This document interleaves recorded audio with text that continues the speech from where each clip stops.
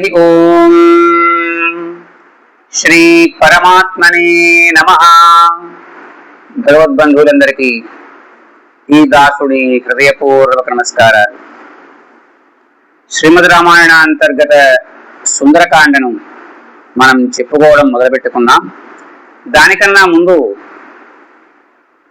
సుందరకాండ ప్రారంభం వరకు కూడా ఏం జరిగిందో మనం తెలుసుకోవడం ధర్మం కాబట్టి ఆ క్రమంలో మనం నిన్న రామచంద్రమూర్తి వారికి కైకేయీ దేవి వారి తండ్రి గారి యొక్క ఉద్దేశ్యాన్ని తెలియపరచడం, దాన్ని రాముల వారు ఔదల దాల్చడం అంతవరకు జరిగింది. ఆ తదుపరి ఘట్టాన్ని కూడా క్లుప్తంగా మనం చెప్పుకుంటూ సుందరకాండలోకి వెళ్దాం. అలా రామచంద్రమూర్తి సీతా అమ్మవారికి, మీ నాయనగారి ఇంటి దగ్గర నేను దించుతాను, తదుపరి 14 సంవత్సరాల తర్వాత నిన్ను మరల అయోధ్యకు తెచ్చుకుంటాను అంటే ఆమె కొంచెం మనస్సు కష్టపడేట్లా పరుషంగా మాట్లాడతారు. ఆ తదుపరి సూర్యోదయాత్ రామచంద్రమూర్తి వారు,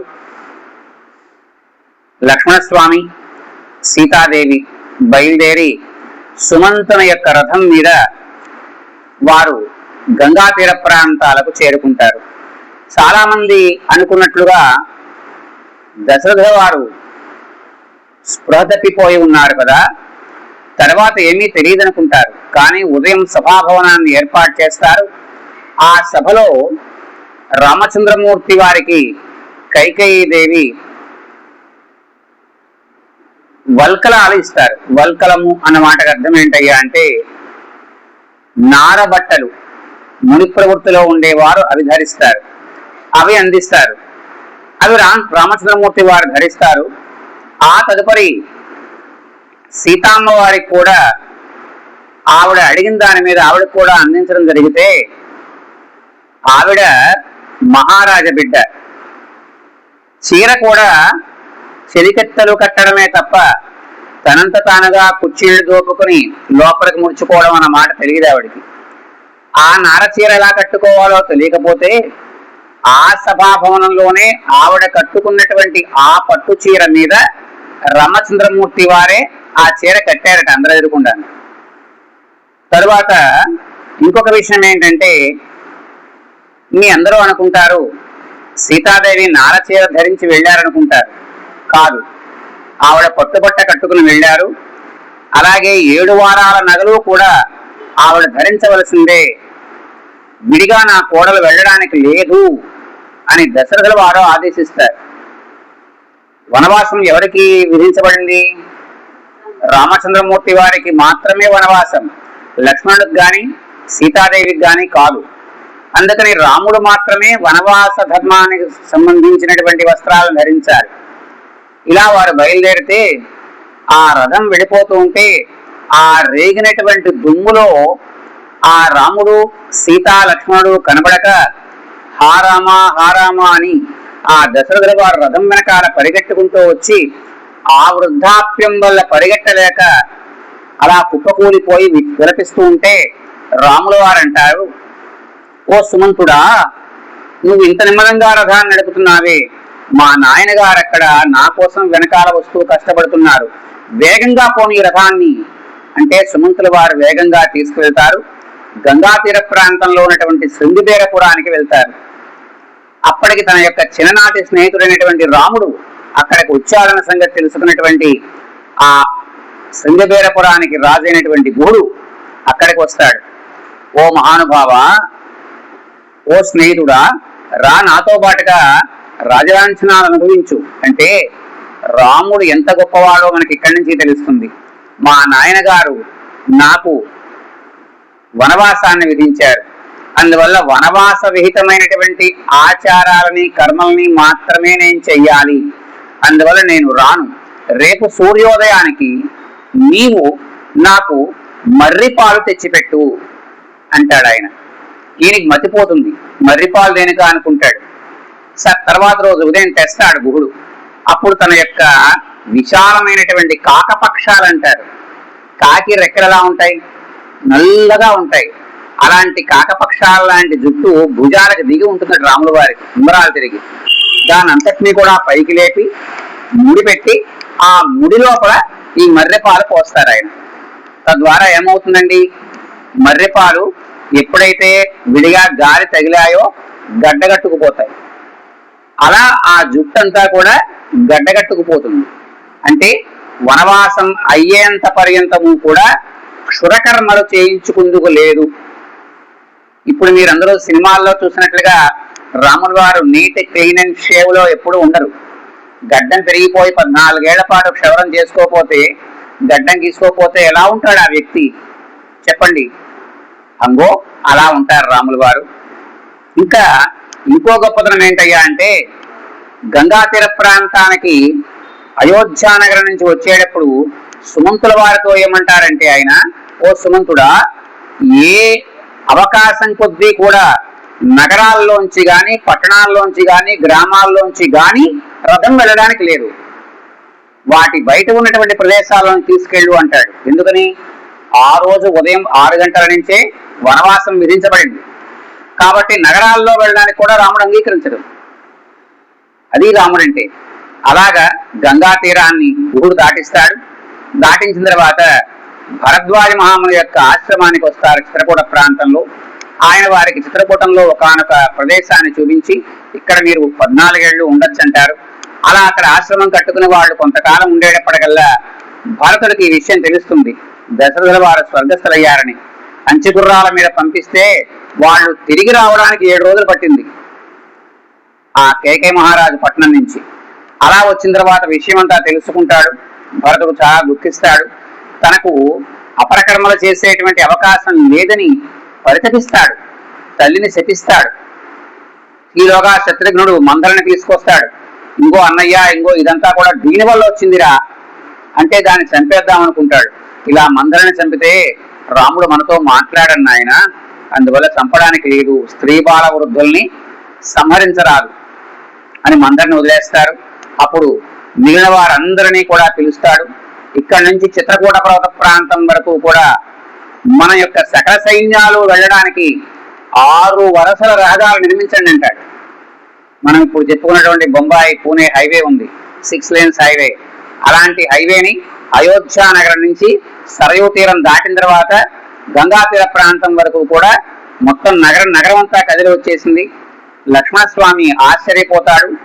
అన్నయ్య, మన యొక్క కోవిదార భోజనం కనబడుతోంది. ఆ భరతుడు మన మీద యుద్ధానికి వస్తున్నాడేమో నిన్ను కూడా లేకుండా చేయడానికి అంటే, అప్పుడు రాముడు అంటాడు, వీరా నీకు రాజ్యం కావాలనుందా అని అడుగుతాడు. అదేమిటన్నయ్యా అంటే, మరి నువ్వు ఎలాంటి వాడో భరతుడు కూడా అలాంటి వాడు కాదనుకుంటున్నావా? వాడు నన్ను చూడ్డానికి వస్తున్నాడు, నన్ను నిష్కంటకం చేసుకోవడానికి రావడం లేదు. ఒకవేళ నీకు రాజ్యం కావాలనిపిస్తే నేను భరతుడికి చెప్పి నీకు రాజ్యం ఇప్పిస్తాను అంటాడు రాముడు. ఈలోగా భరతుడు పరిగెట్టుకుంటూ వస్తాడు, కాళ్ళు పట్టుకుని ఏడుస్తాడు. తర్వాత విషయం తెలుస్తుంది, తండ్రి స్వర్గస్థులయ్యారనే సంగతి తెలుస్తుంది. అప్పుడు వాళ్ళు ఆ గంగా తీర ప్రాంతంలోకి వెళ్ళి అక్కడ తిలోదకాలు వదిలిపెడతారు. ఆ తర్వాత 2 రోజుల పాటు అక్కడే ఉంటాడు భరతుడు. ఆ తర్వాత, ఓ మహానుభావ, నేను ఈ రాజ్యాన్ని వహించేటువంటి శక్తి నాకు లేదు, నీ రాజ్యం నువ్వు తీసేసుకో అంటే, లేదురా తమ్ముడు, నాయనగారు నాకు 14 సంవత్సరాలు వనవాసం విధించారు, నీకు రాజ్యం ఇచ్చారు, అందువల్ల యవ ధర్మాలు వాళ్ళని నివర్తిద్దాం అంటాడు రాముల వారు. ఆ తర్వాత, అయితే నేను అయోధ్యానగరంలో మాత్రం అడుగు పెట్టను, నీ యొక్క పాదరక్షలు నాకు ఇస్తే పక్కనే ఉన్నటువంటి నందిగ్రామంలో నేను ఇప్పుడు నువ్వు ఎలా ఉన్నావో అలాగే నేను కూడా నారచీరలు ధరించి సింహాసనం మీద నీ పాదరక్షలు పెట్టి ప్రతిరోజు కూడా పరిపాలనా విషయాలన్నీ కూడా ఆ పాదరక్ష తెలియజేస్తాను అంటాడు ఆయన. అప్పుడు రాముల వారు తన యొక్క పాదరక్షలు ఇస్తారు. అడిగిన వాడు ఈయనకి ఆయన చెప్పులు వేసుకోపోతే ఎలాగ అడవుల్లోనూ అన్న సంగతి తెలియలేదు. ఇచ్చిన వాడు ఆయన ఒరైన చెప్పులు లేకపోతే ఎలాగ అబ్బాయిని ఈయన అనలేదు. అది వాళ్ళ యొక్క ప్రేమ. అవి నెత్తిని పెట్టుకున్నాడు. ఆయన వెనక్కి వెళ్ళాడు. ఎప్పుడైతే రాముడు ఇక్కడ ఉన్నాడని తెలిసిందో అయోధ్య నగరంలో వాళ్ళందరూ కూడా ఎవరికి వీలైతే వాడు వచ్చి చూసేస్తున్నాడు. అభివృద్ధి ఇలా అయితే మనం పరిస్థితులు మనకు సాగవు ఇక్కడ, అందుకని మనం ముందుకు వెళ్ళిపోదామని చెప్పి అలా అనేక ఋష్యాశ్రమాలు చూస్తూ అగస్త్యుల వారి దగ్గరికి వెళ్తారు. లోపాముద్రాదేవి అడుగుతారు, అమ్మాయి నీ పెళ్లి ఎలా జరిగింది అంటే, ఎలా జరిగిందో సీతాదేవి ఆవిడకి చెప్తారు. ఆ తర్వాత అత్రి అనసూయలను కూడా కలుస్తారు. ఆ తర్వాత అనేక మంది మహర్షులను కలుస్తారు. అక్కడ ఉన్నటువంటి వాళ్ళందరూ కూడా ఈ దండకారణ్య ప్రాంతంలో జనస్థానంలో మేము రాక్షసుల వల్ల చాలా ఇబ్బందులు పడుతున్నాం అనగానే రాముల వారు మీకు వారి యొక్క ఇబ్బంది లేకుండా నేను చూసుకుంటాను అని వరమిస్తారు. ఆ తర్వాత వాళ్ళు బయలుదేరి అగస్త్యుల వారి యొక్క తమ్ముడైనటువంటి సుతీక్ష్ణుల వారి దగ్గరికి వెళ్తారు. ఆయన ఇప్పుడు మనం ఏదైతే నాసిక్ అనే మాట ఉందో మహారాష్ట్రలో, ఆ నాసిక్ దగ్గర పంచవటీ క్షేత్రంలో మీరు కట్టుకోండి పర్ణశాల, అక్కడంతా కూడా కీకారణ్యాలతో నిండి ఉంటుంది కాబట్టి ఎవరో అక్కడికి రారనగానే గోదావరి తీర ప్రాంతాన్ని ఆనుకుని వాళ్ళు బయలుదేరి నాసికా త్రయంబకం అంటారు దాన్ని. ఆ నాసికా పట్టణంలో వారు ఆ కాలంలో ఈ పంచవటీ క్షేత్రంలో తమ యొక్క జీవితం గడిపారు. ఎంతకాలం? 13 సంవత్సరాలు గడిపారు అక్కడ ఆనందంగా. 13వ సంవత్సరం అయిన తర్వాత 14 మొదలవుతూ ఉండగా శూర్పణఖ రావడం, ఆవిడ ముక్కు చెవులు పోయడం, ఆ తర్వాత ఆమె రోధిస్తూ తన యొక్క సోదరులైనటువంటి ఖర దూషణ త్రిశురుల దగ్గరికి రావడం, అలా వారు ఆ చెల్లికి సహాయపడదామని చెప్పి వారు వచ్చి రామచంద్రమూర్తి వారి చేతిలో వారి యొక్క అనుచరులు 14,000 మందితోనూ కూడా సంహరించబడడం. అక్కడి నుంచి బయలుదేరి శూర్పణఖ లంకాపట్నానికి వెళ్ళి, ఒరే అన్నయ్య, నీ కోసం ఒక అద్భుతమైనటువంటి అమ్మాయిని చూశాను, ఆ అమ్మాయిని తీసుకొద్దాం అనుకునే పక్షంలో ఆ అమ్మాయి యొక్క భర్త, అమ్మాయి యొక్క మరిది కూడా నన్ను ఇలా చేశారా అంటే ఆయన వెంటనే బయలుదేరి, అంత లోకోత్తర సౌందర్యవత అయితే మన ఇంట్లో ఉండవలసిందే అని బయలుదేరి మారీచుడి దగ్గరికి వస్తాడు రావణాసురుడు. ఓ మారీచ, ఇక్కడ అడవుల్లో ఎవరో ఇద్దరు రాజకుమారుడు ఒక రాజకుమార్తె తిరుగుతున్నారని తెలిసింది అనగానే మారీచుడు అంటారు, అసలు ఇలాంటి పరిస్థితుల్లో నేను ఇక్కడ పంపించిన వాడు ఎవడో ముందు వాడిని చంపేయాలి అంటాడు మారీచుడు. అంటాడు, ఆ రాజకుమారుడి వల్లే నేను దూరం వచ్చి పడ్డాను, అందువల్ల వాడితో నువ్వు పెట్టుకుంటే నీ జీవితము నీ యొక్క సంతతి ఇవన్నీ నశించిపోతాయి, వెళ్ళిపో అంటే పాపం రావణాసురుడు ముందు వెనక్కి వెళ్ళిపోతాడు. ఆ తర్వాత మళ్ళీ శూర్పణఖ అంటుంది, ఒరే అన్నయ్య, అమ్మాయి లేకపోతే నీ జీవితం వేస్ట్రా అంటుంది. మళ్ళీ బయలుదేరి వస్తాడు మారీచుడి దగ్గరికి వచ్చి, లేదు ఆ అమ్మాయిని ఎలాగైనా సరే నేను తెచ్చేసుకుంటానంటే, నేను చెప్పాను కదా నీ కష్టము నీ జీవితం అంతా నశించిపోతుందంటే, నువ్వు గనక నాకు ఉపాయం చెప్పకపోతే నా చేతిలో నువ్వు చస్తావు అంటాడు రావణాసురుడు. ఈ చచ్చేదేదో అక్కడ చేస్తే బాగుంటుంది, పుణ్యం పురుషార్థం కలిసి వస్తుందని చెప్పి, సరే ఏం చేయమంటావు అంటాడు ఆయన. నువ్వు ఒక మాయలేడిలా తయారవు, బంగారపు శరీరం ఉండాలి, దాని మీద వెండి చుక్కలు ఉండాలి, ఇలాంటి పరిస్థితి ఇంకెక్కడా ఉండకూడదు. అలా సీతాదేవి ముందు తిరుగు కాసేపు ఆడవాళ్ళకి కొత్త వస్తువులను చూసిన వెంటనే అవి స్వాధీనం చేసుకోవాలనేటువంటి ఉద్దేశ్యం కలుగుతుంది. సో అప్పుడు ఆవిడ అడుగుతుంది అని ఇవన్నీ ట్రైల్ వేసి పంపిస్తాడు. మారీచుడు ఆ లేళ్లా తయారై తిరుగుతూ ఉంటే సీతాదేవి అంటుంది, చూశారా ఎంత బాగుందో ఆ లేడీ అంటుంది. అని ఆ లేడీని మీరు తీసుకొచ్చిస్తే నేను పెంచుకుంటానండి, 14 ఏళ్ళు అయిన తర్వాత నా చెల్లారికి చూపిస్తాను అంటుంది.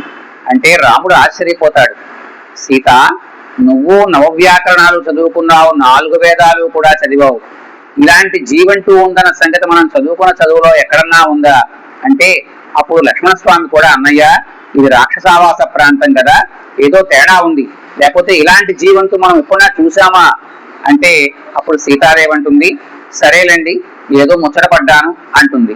అప్పటిదాకా రామచంద్రమూర్తి వారి వివాహం అయిన తర్వాత ఇది కావాలి అని సీత ఎప్పుడు ఏమో అడగలేదు, అన్నీ ఆయన సమకూర్చిపెట్టాడు. కానీ అప్పుడు రాముడు అంటాడు, తమ్ముడు మీ వదిన గారు ఇదే కదా మొదటిసారి అడిగింది అంటే అప్పుడు సీతాదేవి అంటుంది, సరే మీకు దొరికితే సరి, లేకపోతే దాన్ని చంపైనా తీసుకురండి, బొమ్మ కింద చేసి మా చెల్లారికి చూపిస్తాను అంటుంది ఆవిడ. విధి వైపరీత్యం అంటే ఇదే. మొత్తానికి రాముడు లక్ష్మణస్వామిని కాపలాగా పెట్టి వెనకాల వెళ్తాడు. అలా పరిగెట్టి పరిగెట్టి పరిగెట్టి చివరికి అది రాక్షసమాయన గ్రహించి తాను బాణంతో కొడితే రాక్షసులు ఆహార నిద్ర మైథునాలలో వాళ్ళ యొక్క ఒరిజినల్ ఫార్మేషన్ లోకి వస్తారంటే రాక్షసాకారంలోకి వస్తారు, ఇన్ని రకాల మాయలతో రూపాలు మార్చిన. అలా వాడు పడిపోతూ చిట్ట చివరి ఆయుధంగా తన దగ్గర ఉన్నటువంటి ఆ వెంట్రిలాక్విజం తో ఆ సీత ఆ లక్ష్మణ రాముల వారు గొంతు పెట్టి అరుస్తాడు. దాంతో ఇక్కడ సీతాదేవికి ఆ మాట వినబడి గాలివాటిన, తమ్ముడు నాయన మీ అన్నయ్య గారికి ఏదో ఆపద వాటిల్లిందిరా అంటే, అన్నయ్య గారు ఆపదలకు ఆపద, అన్నయ్య గారికి ఏం ఆపద వాటిల్లుతుంది, ఇదంతా ఉత్తిదే వదిన అంటే అప్పుడు ఆవిడ అంటారు, ఒక 20 శ్లోకాలు ఉంటాయండి, ఇప్పుడున్న అరణ్యకాండలో చదవండి. ఆడవాళ్ల మనస్తత్వం ఎలా ఉంటుందో వాల్మీకి చూపించాడు. ఒక తమ్ముడేమో ఆయన యొక్క రాజ్యాన్ని ఆశిస్తే, మరి ఒక తమ్ముడు ఎప్పుడు అవకాశం దొరుకుతుందా అప్పుడు ఆ రామసీతని పొందాలని చూస్తున్నాడా అంటుంది ఆవిడ. ఇంకా కొంచెం ఇబ్బందికరమైన మాటలే అంటుంది, అవి నేను చెప్పలేను మీతోటి. దాంతో హతాశుడైపోతాడు లక్ష్మణుడు. చివరికి విధి లేక వెళ్తాడు. ఈలోగా రావణాసురుడు రావడం, క్షణాల్లో సీతాదేవిని తీసుకువెళ్ళిపోవడం. అలా తీసుకువెళ్ళిపోతూ ఉంటే ఆవిడ ఋషిముఖ పర్వతం మీద కొన్ని కోతులు కనబడితే ఆ కోతుల దగ్గర తన యొక్క ఆభరణాలని చీరకుంగు చించి ఆ మూట వాళ్ళ మధ్యలో పడేట్లా చేస్తారు. వీళ్ళు కూడా ఎవడో రాక్షసుడు ఎవరినో అపహరిస్తున్నాడు అనుకుంటారు. వీళ్ళు వాళ్ళకి పర్టికులర్ గా ఎవరు తీసుకెళ్తున్నారో తెలియదు. చాలా ఎత్తులో వెళ్తాడు ఆయన. ఈ మార్గ మధ్యంలో జటాయ వడ్డొస్తుంది, దాన్ని కూడా ఇబ్బంది పెడతాడు ఆయన. అలా లంకానగరాన్ని తీసుకువెళ్ళి అక్కడ ఉంచుతారు. ఈ రామలక్ష్మణుడు వెతుక్కుంటూ వస్తారు. వెతుక్కుంటూ వచ్చినప్పుడు కబంధుడు అనేటువంటి రాక్షసుడు ఎదురైతే అతన్ని సంహరిస్తారు. అంతకుముందు సీతాదేవి ఉండగానే విరాధుడు అనే రాక్షసుడు సీతాదేవిని పట్టుకుని పారిపోతాడు. వాడి వెనకాల పరిగెత్తికెళ్ళి వాడిని సంహరిస్తారు. ఈ కబంధుడు తన యొక్క నిజ రూపాన్ని ధరించిన తర్వాత ఇలా కొంచెం ముందుకు వెళ్తే మీకు శబరి అనేటువంటి వృద్ధురాలు కనబడుతుంది అనగానే రాముడు లక్ష్మణుడు ముందుకు వెళ్తారు. అక్కడ మతంగ మహాముని వారి యొక్క ఆశ్రమంలో ఈ శబరి కనబడతారు. ఆవిడ రాముల వారికి లక్ష్మణుల వారికి బాగా మిగలముగ్గున పళ్ళన్నీ కూడా ఏరి కోరి తినిపిస్తారు. మీరందరూ అనుకున్నట్లుగా ఆవిడ కొరికేసి ఎంగిల్ చేసి ఇచ్చే అంతటి మూర్ఖురాలు కాదు రాముడికి. ఇవన్నీ కాలక్రమంలో మనకి అలవాటైపోయిన మాటలు. నేనే మీ ఇంటికి వస్తాను, ఏ జామకాయ ఇవ్వాలి, అది కొరికేసి బాగుందో లేదో చూసి నాకు ఇస్తారా అండి? ఆలోచించండి. మరి అలాంటిది రాముల వారికి ఎలా ఇస్తారు ఆవిడ? అందువల్ల ఇక్కడ పెట్టి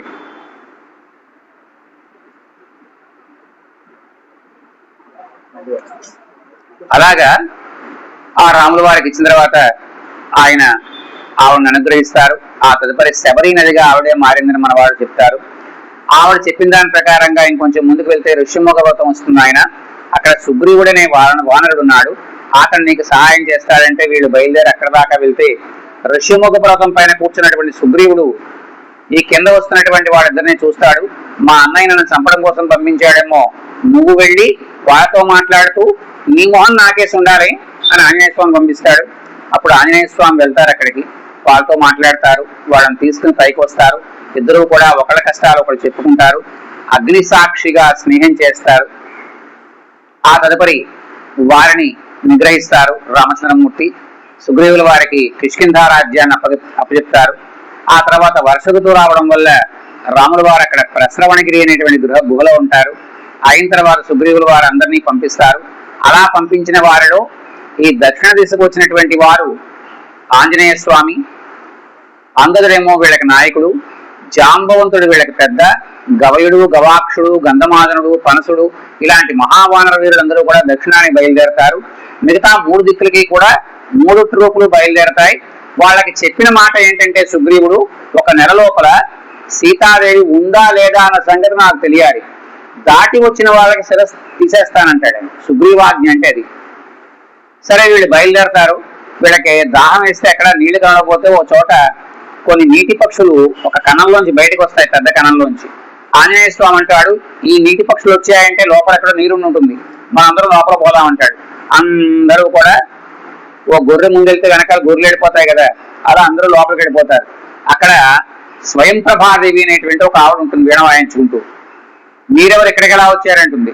ఇలా దాహం కోసం వచ్చామంటే ఇది అద్భుతమైన ప్రదేశం, లోపలికి రావడమే కానీ బయటకు వెళ్ళడానికి ఉండదు, మిగతా వాళ్ళకి పక్షులు మాత్రమే వెళ్ళగలుగుతాయి అంటే వీళ్ళు ఇది ఎక్కడ గొడవ మాకంటారు. అప్పుడు విషయం అంతా చెప్తే, మీరు ఆ రామకార్యం కోసం వచ్చారు కాబట్టి మిమ్మల్ని నేను సముద్ర తీర ప్రాంతానికి పంపిస్తాను, కళ్ళు మూసుకోండి అంటున్నాడు. వీళ్ళంతా కళ్ళు మూసుకుంటే మన సినిమాలో టక్మని మాయమైపోయి బయటకు వస్తాం కదండి, అలా సముద్ర తీర ప్రాంతానికి వస్తారు. దాంతో అక్కడ ఏం చెయ్యాలి ఏం చెందాలి అని బాధపడతారు వీళ్ళు. ఆ బాధపడటంలో మనం ఇప్పటికే బయలుదేరి వచ్చి 2 నెలలు దాటిపోయింది, వెనక్కి వెళ్తే మా చిన్న ఆయన పీక తీసేస్తాడంటాడు భయపడి అనవరు. అప్పుడు వీళ్ళందరూ కూడా ఏం చేయాలి ఏం చెందాలి అని ఆలోచిస్తూ అప్పటిదాకా జరిగిన సంఘటన చెప్పుకోవడంలో భాగంగా జటాయువు మరణించిన సంగతి పైకి చెప్పుకుంటారు కదా. ఆ గాలివాటి కొండ మీద ఉన్నటువంటి ఒక పెద్ద పక్షికి ఈ మాట వినబడుతుంది, ఎవరు నా తమ్ముడు చనిపోయాడని చెప్పింది అనేప్పటికల్లా ఆ ఉరుములు ఉరుమునట్టుగా ఉండేటువంటి ఆ గొంతుకి వీళ్ళకి భయం వేస్తుంది. మొత్తానికి ఆ కొండ మీదకి వెళ్తారు. అప్పుడు ఆ సంపాతి అనేటువంటి పక్షి అక్కడ కనబడుతుంది. నువ్వు ఇలా ఉన్నావేంటి, నీ రెక్కలు ఏమైనా అంటారు వీళ్ళు. ఇంకో మేమిద్దరం కూడా అన్నదమ్ములం, జటాయువు సంపాతి అనేటువంటి నేను. మేమిద్దరము కూడా ఒకసారి వయసులో ఉన్నప్పుడు దుందుడు పనులు చేస్తాం కదా, అలాగా సూర్యమండలం ఎంత ఎత్తుందో చూద్దామని మేము పైకి ఎగిరాం. మీకు ఎప్పుడన్నాను ఏరియల్ వ్యూ అన్న మాట మనం విన్నాం కదండి చాలా సార్లు. అంటే ఆకాశం నుంచి కింద భాగాన్ని చూడడం. ఇక్కడ వాల్మీకి వర్ణిస్తారండి మీకు ఆ సందర్భంలో సుందరకాండ మొదలెట్టడానికి కిష్కింధాకాండ చివరిలో వీళ్ళు పైకి వెళ్తున్నప్పుడు భూమి ఎలా ఉందో చెప్తాడు ఆయన. పెద్ద పెద్ద నదులన్నీ కూడా చాలా పెద్దగా కనబడ్డాయి మాకు. ఆ తర్వాత చిన్న చిన్న గుట్టలన్నీ కూడా నేలబారుగా కనబడ్డాయి. మహాపర్వతాలు చిన్న కొండల్లా కనబడ్డాయి. ఆ తర్వాత నదులన్నీ కూడా సన్నగా తీగల్లా కనబడ్డాయని చెప్తారు. అంటే ఎంత పైకి వెళ్ళి ఉంటారు వీళ్ళు. ఇంకా బాగా పైకి వెళ్తే 4 దిక్కులు కొంతసేపు అయిన తర్వాత మాకు కనబడ్డం మానేసాయి అంటారు. మీరు ఎప్పుడన్నా బాగా స్పేస్ లోకి వెళ్తే భూమి కనిపించినంత వరకే దిక్కులు కనబడతాయి. గుర్తుపెట్టుకోండి, భూమి కనబడితేనే మీకు దిక్కులు కనబడతాయి. భూమిని దాటి పైకి వెళ్తూ ఉంటే దిక్కులు కనబడవు. అంతా కూడా అనంతమైనటువంటి విశ్వం కనబడుతుంది. ఇంకొంచెం పైకి వెళ్ళాం, సూర్యుడు యొక్క తీక్ష్ణమైనటువంటి ఆ ఎండవేడి తాకిడికి నా తమ్ముడు సమ్మసిల్లిపోతున్నాడు. వాణ్ణి కాపాడదామని నా 2 రెక్కలు వాడికి పెట్టాను. ఆ తీక్ష్ణమైనటువంటి కిరణాలకి నా రెక్కలు కాలిపోయాయి. వాడు జనస్థానం కేసి పడిపోయాడు, నేనే సముద్రం కేసి పడిపోయాను అని చెప్పి మీకు ఏం కావాలంటే ఇలా జరిగిందని చెప్పుకుంటే అప్పుడు ఆ సంపాతి అంటుంది, అదిగో ఆ లంకానగరంలో సీతాదేవి నాకు కనబడుతోంది అంటుంది. పక్షుల యొక్క దృష్టి చాలా గొప్పది. అందులోనూ ఇలాంటి గండభేరుండ పక్షులు చాలా ఎక్కువ దూరం చూడగలుగుతాయి. అలా 800 మైళ్ళ దూరం చూసినటువంటి ఆ సంపాతి అక్కడ సీతాదేవి కనబడుతోంది నాకు అనగానే ఈ విషయంలో కృతజ్ఞత చెప్పుకుని కిందకు వచ్చిన తర్వాత అప్పుడు జాంబవంతుడు అంటాడు, ఒరే అబ్బాయిలు ఇప్పుడు చెప్పండిరా, ఎవడెవడు ఎంత దూరం వెళ్తాడు? 100 యోజనాలు ఉంది అంటే ఒకడు అంటాడు నేను 10 యోజనాలు దూకుతానంటాడు, ఇంకోటి 20, 30, 40, 50, 80, 90. ఆ తర్వాత అంగదు అంటాడు నేను దూకేస్తాను కానీ తిరిగి రావడం మీద నాకు డౌటే తాత అంటాడు. అప్పుడు జాంబవంతుల వారు అంటారు, నేను వెళ్ళిపోతాను కానీ తిరిగి వస్తానో రానో తెలియదు. ఇప్పటికే నాకు 3 యుగాల వయస్సు. మహావిష్ణువు వామనావతార కాలంలో తన యొక్క విశ్వరూపాన్ని అంటే భూమి ఆకాశాలని తన యొక్క దివ్యమైనటువంటి శరీరంతో కొలిచినప్పుడు నేను ఆ రూపాన్ని ఎక్కడ ఆగకుండా 18 సార్లు ప్రదక్షిణం చేశాను. కానీ ఇప్పుడు వయస్సు ఉడిగిపోయింది, కానీ వెళ్ళగలుగుతాను.